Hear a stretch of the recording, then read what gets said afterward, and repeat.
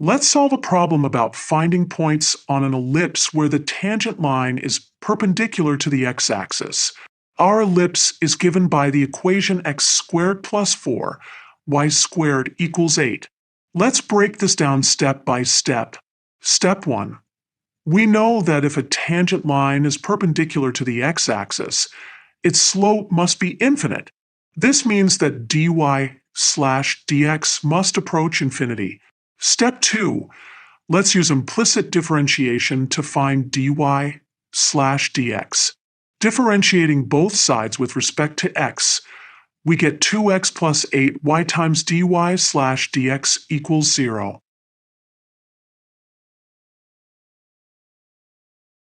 Step 3.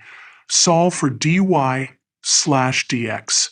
Moving terms around, we get dy slash dx equals negative x divided by 4y. Step 4. Since we want the slope to be infinite, the denominator must be 0. Therefore, y must equal 0. Step 5. Now we can substitute y equals 0 back into our original equation to find x. When we do this, we get x squared plus 0 equals 8, which means x squared equals 8. Step 6. Solve for x. Taking the square root of both sides, we get x equals plus or minus 2 root 2. Let's visualize this on a graph. Here's our ellipse, and the points we found are here and here, where y equals 0. Therefore, the points where the tangent lines are perpendicular to the x-axis are 2 root 2, 0, and minus 2 root 2, 0.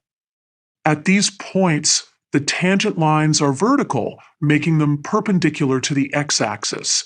To summarize, we found these points by 1.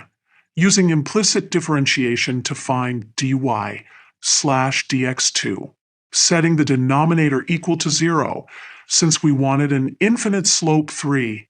Substituting back into the original equation to find the x-coordinates, this method can be used to find points with specific tangent conditions on any conic section,